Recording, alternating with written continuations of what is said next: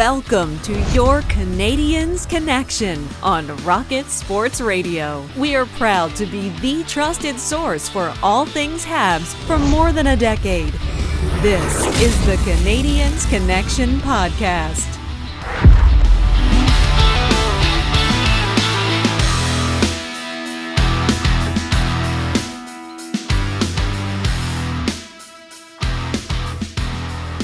Hello, and welcome to this week's episode of the Canadiens Connection Podcast right here on Rocket Sports Radio, episode 244 of the Canadiens Connection Podcast, by the way. Welcome to the show. That's right. I am not Michael Spinella.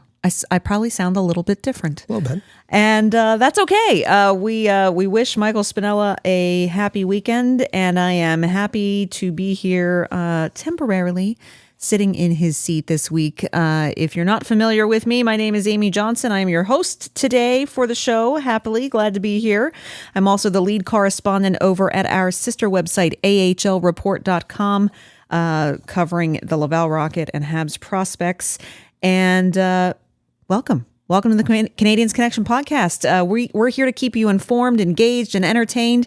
And as I said, I will be your host for the next hour for episode 244. And of course, I'm pleased to be joined in the studio by my co-host, who happens to be our editor-in-chief, founder, and president of Rocket Sports, the one and only Mr. Rick Stevens. He is still here with us today. How you doing, sir? Very happy to have you back, and very happy to have our listeners back for episode 244. We've got a great show for you today. Really excited about today's show. I am happy to say that we have a special guest joining Rick and I in the studio in our second segment. Back once again, one of our favorite guests to have on the show, Mr. Russ Cohen, prospect evaluator, hockey analyst, and contributes all over the place. And he is here to talk about his most recent draft ranking list that just came out this past week, and specifically kind of take a look at some of the options that the Canadiens will have in the first round available to them. And of course, don't forget, you can follow this podcast. Follow at Habs Connection on Twitter, Facebook, and Instagram. Visit our website at canadiensconnection.com. And hey, don't forget, tap that subscribe button right now if you haven't done so already. It takes just a second. This week, very excited for our guest.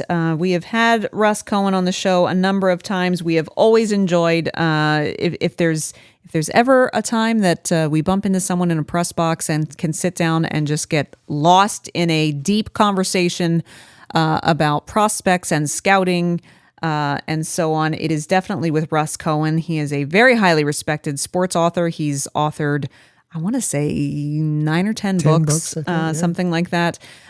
He's a hockey analyst, a prospect evaluator, contributes to Sirius XM NHL Radio, writes some tremendous articles over at EP Rinkside, also is one of the hosts of the Off the Post radio podcast. And this past week, Russ released version 5.0 of his top 45 ranking for the 2023 NHL entry draft. Not a mock draft, but this is his ranking of the top 45.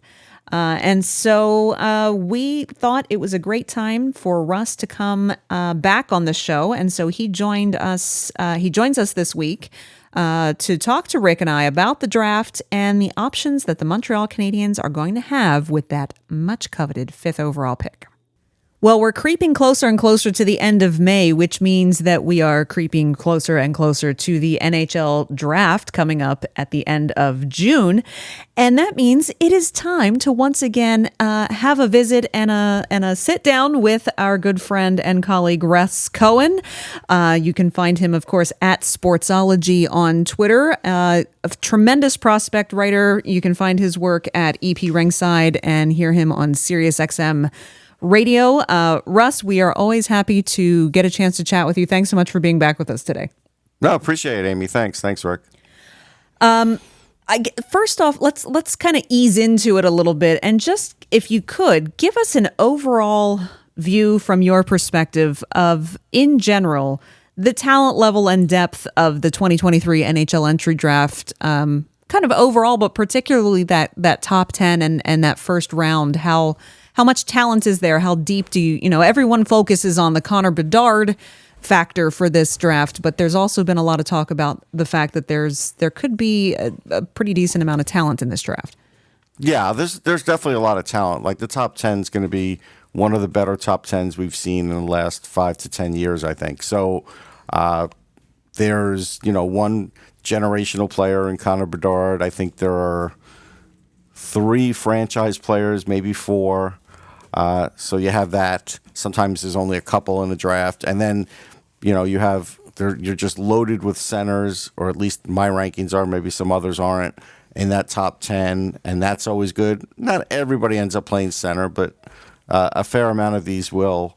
And then you have actual really high point value guys in this top 10, like not just, somebody with size that might be able to score a little, or somebody. No. These are all like really high point value guys, mostly first liners. Maybe 1 or 2 turn into a second liner if it's a really good team, but all with first line talent. If a defenseman goes in the top 10, there's really, in my estimation, no defenseman that I would say is a 1 or a 2. So, but other teams may just draft a person. So this is where, like, fans have to look out for this.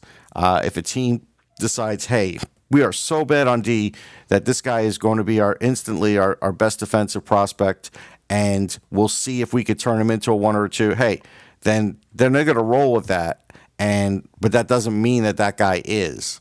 And so I think that's something where, because every draft there are teams that take reaches or try and turn somebody into something that they're not at the time of the draft, and sometimes it works out, like with Pierre-Luc Dubois, and sometimes it doesn't work out. And so that's, you always have to leave room for that. Absolutely. Well, you've recently, you at your website, sportsology.com, you have your draft rankings. In fact, just recently this week, you put out version 5.0 of your top 45. Keeping in mind, this is your rankings, not a mock. Before we kind of take a look at, we all know that Montreal is selecting at number 5. So before we kind of take a look at who could possibly or potentially be available for them, could you briefly just touch on your top 3 and just speak a little bit about those top 3? Yeah, sure. So, Connor Bedard, generational guy, just great motor, very smart, super skilled, can get into the net. I don't worry about his size. He keeps everybody off guard. He's a great passer. He shoots at a lot of different angles. He's got a great release on his shot. It's really hard to pin him down in any shift. So he's a threat every time he's on the ice. Adam Fantilli, I spoke to him early this year and was intrigued, and he's just gotten better and better. He was leading Michigan in the NCAAs, and got to see him in the regionals in Lehigh, and very impressive. Was the best guy on his team as a true freshman. He has speed. He has physicality. He plays a two-way game. He can bring the puck up the ice if you need him to, like a Bedard, not necessarily with the same stick and puck control, but, very good. And he also can, find those open spaces. He, on most teams, will lead them in scoring. And he's great in the slot. He's got super fast hands, dangerous around the net. So, again, nothing where you would say, hey, he's, fast for a big guy. No, he's just fast. So, and he plays at speed. So there's that. And then Leo Carlsson, who's still playing, although I don't watch much of the World Championships. I do look at in-game stuff, but I don't watch full games. It just, it's decent action. It's not the greatest. It's okay. For people in Europe, I get it. It's big for them. So I don't want to totally denigrate it. And there's things you could pick up from it. But Carlsson, just the way he can work through traffic at speed with somebody on him. He's got a frame you could still build on. He's got excellent stick and puck control. Some of the, he's in the top 2 in this draft. He's very physically strong already, hard to get off the puck. And he's another guy who finds that open ice. So that's something where right now, is he a center? Is he a wing? Don't know. But if a team tried to make him a center, I think he could do it. So that's your top three for me. So at number 4, and we might as well talk about it now, the real wild card in the draft, Matvei Michkov. And there's reasons why I call him a wild card. But there's a ton of talent there, and at number 4, is this like the most talented number 4 ranked player that you've seen in a while? Yeah, definitely ever. And again, I'm not ranking him 4 because he's over in Russia and he's not going to play here for 4 years. It's not that. Sometimes I get some intel from Russia over there here for me and to tell me certain things about the player. And then, I've seen what I've seen, which is tremendous. And so then I have to put it all kind of in a blender. And compared to the other two, I just think he's right. I mean, a lot of people will say he's the second best guy, and I'm not going to argue with anybody. But based on a little bit that I know and what I've seen of him, which is tremendous. Like he has tremendous hands. He has tremendous edge work. He's hard to pin down in a shift too. He's always active. He can, in a minute he can become a scorer and get you top shelf. Like he is a complete threat all the time. And they're definitely going to do the right things with him over in Russia because he's going to be their big money maker. But he's always a step ahead of the defense. He can deke around them. I like the fact that he'll use the backhand. More guys are using the backhand now. He's smart without the puck. He does a lot of good things that way too. So again, when he's full speed, it's hard to handle him. So the thing is with Michkov is I have to figure out what his ceiling is and compared to the other two, and I think that's a little part of it, why he's at 4 for me. But as far as being a potential franchise guy, yeah, he's a potential franchise guy. Now, the guy you have at number 5 is a guy I've liked since the beginning of the season, playing for the Winnipeg Ice, actually still playing in the WHL final, and that's Zach Benson, just a real dynamic player. Yeah, super smart. I don't worry about his size. Now, if you're going to say, will he be a center at that size? I mean, I'm going to tell you, I think so. But it's possible he might not be, and that's fine. The smartest player in the draft. I think that even though people will say he's not the fastest, I think between his brain and his edge work, he knows where to go and knows how to get there and doesn't really have a problem with any of it. So I think that's something to keep in mind. I think if he could lengthen his stride, it'll even make him that much more dynamic. I mean, I look at Cole Caulfield, who wasn't the best skater when he first got to Montreal, and he's a much better skater now. The last 2 years, I saw a big difference in him. Fast one-timer, really good in the slot, gifted passer, great vision. So there's so many things to like, and if somebody's going to say, well, we already have Cole Caulfield, and and he's a small guy, I'd be like, so what? I don't care. Like, it's just, I don't. And you're going to have Lane Hudson. So again, yes, you have to have some size to balance those guys. And I get that. But, again, by the time a guy like Benson would come in, you would lose a Gallagher. And he's not the same player, trust me. He's a lot more gifted offensively, and he's not nearly as tough and gritty. But I'm just saying, small guy for small guy, they're the same size. Right. So, it's not something that I would be worried about. That brings us to another guy that we'd like to get your take on, and that's who you have listed as number 6, a top American prospect in this draft, Will Smith. What's your outlook on him? I do think he'll be a top-line center. I do. I know some people think he'll be a winger, but I don't think so.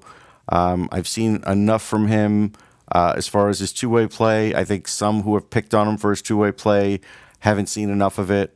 I've seen him a lot live this year, and I feel like it has picked up and gotten better. I like his speed. He's one of these quick strike guys, so he's a guy that literally could be working in a game and you don't really see too much or say too much about him for a period and a half, 2 periods, and all of a sudden he gets a goal, he gets an assist, he starts getting on the board, but everything he does is at speed. He's very intelligent.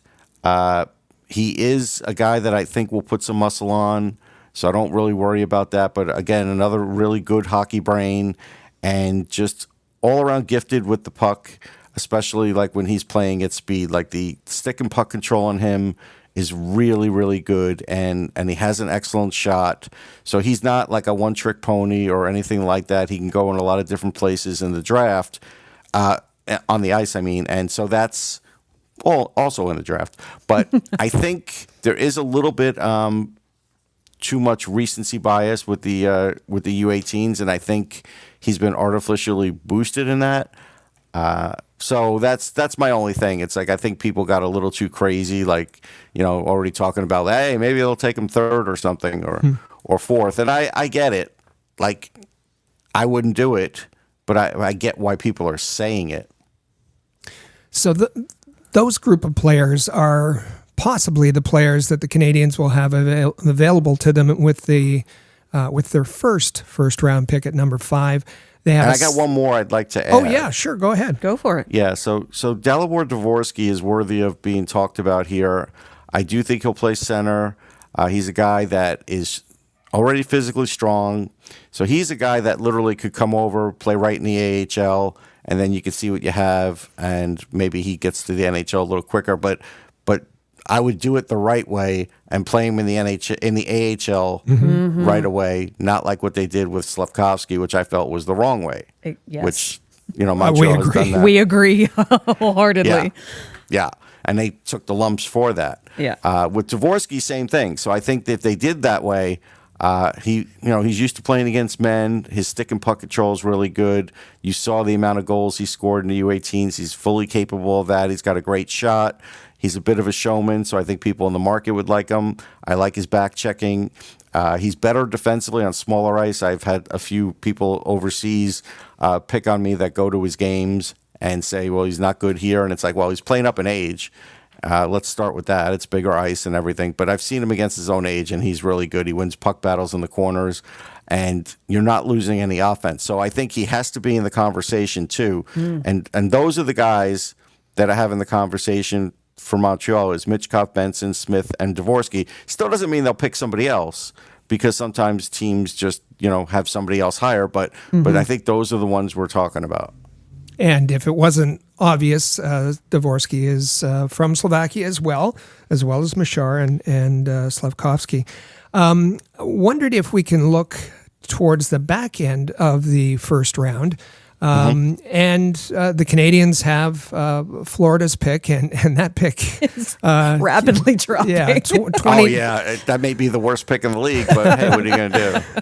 29th at best now, but they're on a roll.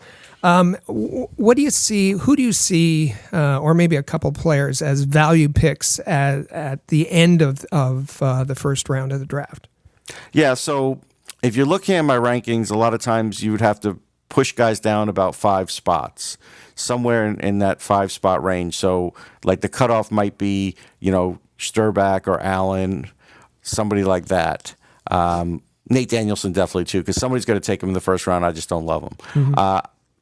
I'll tell you what, I think if he was still on the board, and I don't know if he will be, if Lucas Dragicevic was on the board, I would take him, because he's similar to Keandre Miller in that he's not played the position of defense for that long. But the offensive skill that this guy has is really good. He's got good speed. There is an article on EP Rinkside that I did on him, and I was very impressed with just the way he has sort of picked up the defensive game. And so I think he's a guy that's somebody Montreal doesn't really have a guy like that. And I feel like it's not like Broberg either. Like, he's better, I think, defensively than a Broberg. There's also some toughness with him. He will take good penalties, but he could pile on the points, and he's got a great shot. He practices it a lot. This year he had 75 points in 68 games, 4 points in 6 playoff games, and you're getting that from the blue line. And that's a spot where I look at Montreal and I say, woof, if he's there, maybe I look at him. A dark horse could be like Charlie Stramel or Stramel. I hear both. He had a rough year at Wisconsin. Like, they put him like second line center, I think, for a little while, and that was the wrong thing to do. I'm not sure he'll be a center. I think he's more of a left winger, and so, but he's tough. He's a good skater. He always plays up in age, so he's already physically mature. He's always done well playing up in age. This year, he could have had better stats, but Wisconsin was kind of like a train wreck. Next year, they'll be much better, have much better coaching, and I think use him in a spot where he's going to succeed. But I've watched him for 2-3 years now playing up with the national team and everything else, and he's not a big name. He's not going to be a big-time scorer, but he is going to be a guy that can play in your bottom six, but be really, really effective. Like, he's going to be a guy that you'll plug in. He's going to play in the NHL. It's not like Michael McCarron where it's going to take him 15 years or something like that. So he's a guy that could be valuable because, again, I could point to the Bruins when they took Trent Frederick, and a lot of Bruins fans booed. They were like, what are you taking this guy for? First-round pick? He's probably a fourth liner. Well, yeah, but how good is he? Like, he's a really good fourth liner. Right. Yeah. And I think, this guy would be the same way. And so, again, and I don't think Montreal is going to really, with St. Louis, however long he stays, maybe he'll be there when Stramel's back there. Maybe he won't be. But there'll be a day where most teams are going to have four lines where everybody can score anyhow. Mm-hmm. And he certainly can do that. But he's also going to bring those other intangibles, too, that you kind of like. And, based on the fact that they're going to have some smaller players, he would be a good guy to have with that. He knows Lane Hudson, so there's some continuity there, too. So I just feel like that could be a really good pick for them. Just one last one, if I can squeeze this in. Top 45, and we don't see a goaltender. No. What's your thought on the goaltending class for 2023? It's really good. Like, I have identified about 7 really good goalies. And the problem is there's so many good players that I've had Michael Hrabal in this mix, and then he just got moved out based on the overall talent in this draft. But I do think we'll see goalies go in the second round towards the middle and the bottom. I do. And so Hrabal probably, if he's not the first off the board, he'll be the second off the board. But there's about 7 of them, and I just interviewed Adam Gage on that article. Will be up on EP Rinkside soon. I don't know if you want to start loading up on Slovaks, but why not? But he's really good, and he's going to play in Green Bay next year. So he's another one. So between second and third, there'll be a run on him. And I think there's a lot of 1B types. Hrabal looks like he could be a 1. Don't go by stats. I mean, he was playing on a mediocre team. Stats don't always tell the story. Gajan could be another one, too, over time. Definitely could be a 1B. Maybe could be a 1. We'll see. He had a really good year in the North American Hockey League, and then a little bit with the USHL. But he really only went to the USHL just so nobody could draft him next year. So Green Bay now will have him for the whole year because he played some games there. So that was shrewd on their part and the players' part. So now he's already mapped out his path there, and then he'll go to college after that. So, very good goalie draft, and I do think they need to get in on that. Speaking of stats, it's sometimes hard to evaluate a goaltender when they're on a not very good team, and the Brandon Wheat Kings were that not very good team this year. But what's your thoughts on a Carson Bjarnason? Yeah, I don't really have him in my radar for the top 45, and that just may be me. There are just some guys that elude me, and so I haven't seen enough of them. I haven't. That's fair. That is absolutely fair. I think this year's entry draft promises to be, it's always an exciting event to see how it all falls. But I think this one's going to be pretty dynamic, as you've mentioned, Russ, with the amount of talent, particularly in the first round or two. I think it's going to be a really exciting draft to witness this year. We always thank you so much for taking time out to come out to talk to us and our listeners here at the Canadiens Connection podcast. Always value your insight. You've got such great research and conversations that you've had with so many prospects. And we thank you very much once again for being here with us today. I appreciate it. Thanks. Always fun to come on the show. And be sure to follow Russ if you'd like to read his prospect articles. You can find them at EP Rinkside, sportsology.com. You can hear him on Sirius XM. And be sure you're following Russ at Sportsology on Twitter. And Russ will be sure to have you back again soon. Cool. Anytime. Thanks, Russ. There are a number of scouts out there and a number of people who evaluate prospects professionally in the media who do a tremendous job. And Russ is definitely one of those who is top of the class. He is very thorough. Not only does he personally scout and not just watch video, but I mean travel to see prospects, I should say. He always attends the combine. But he interviews a ton of players as well. He goes very in-depth. His rankings are always very genuine, very intelligent, and very fair, to be quite honest. And it's always fun, Rick, to have him on the show. He just offers such great insight. Absolutely. One of the best out there, no question. Doesn't follow the crowd. His rankings are very genuine, very sincere.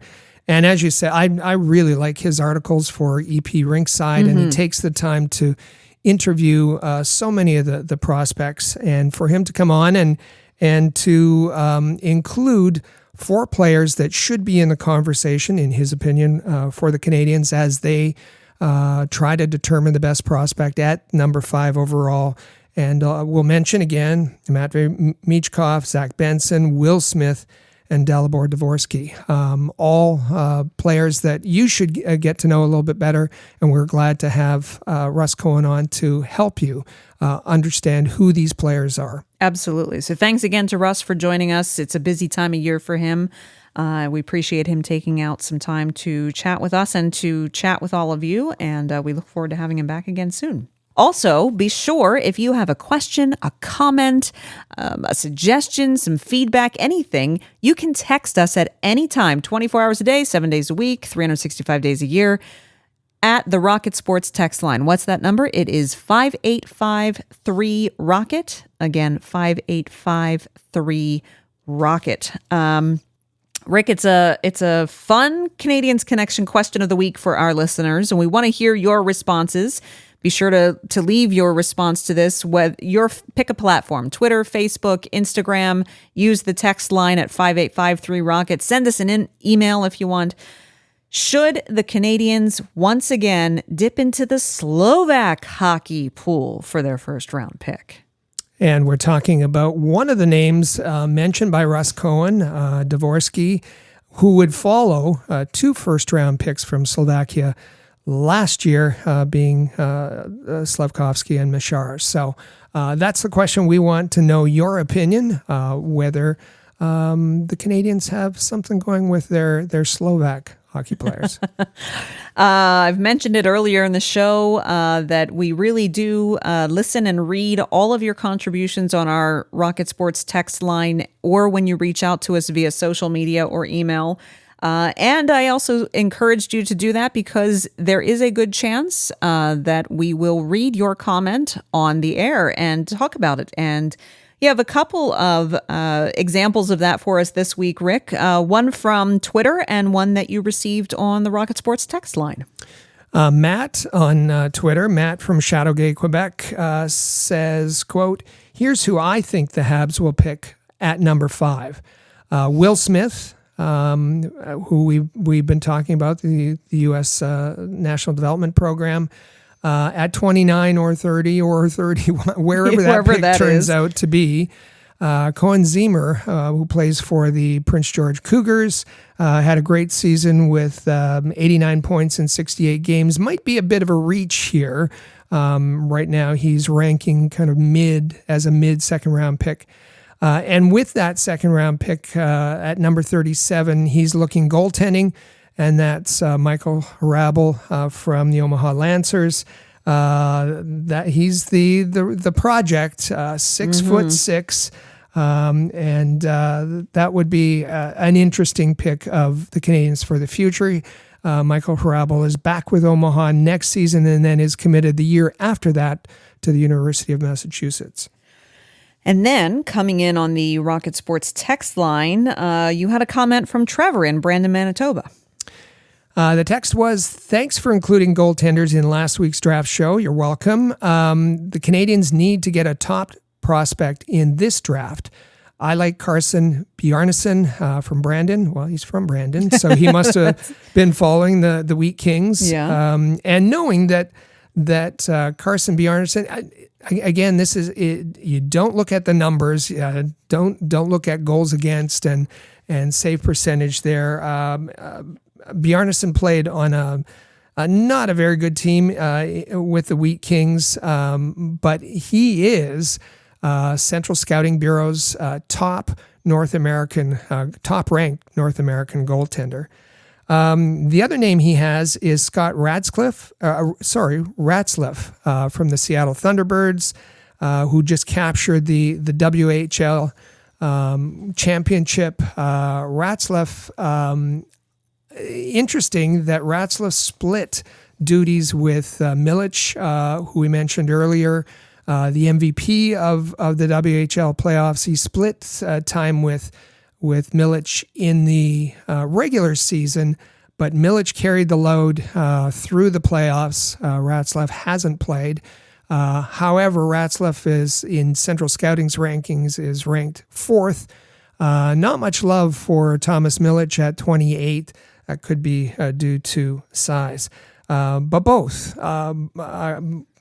include goaltender comments, and we're happy to get your tweets, your texts, and your emails. Thanks so much, Matt and Trevor, and all of you. If you have a question or comment or an answer to this week's question of the week, be sure to let us know, and we might read your response next week on the show.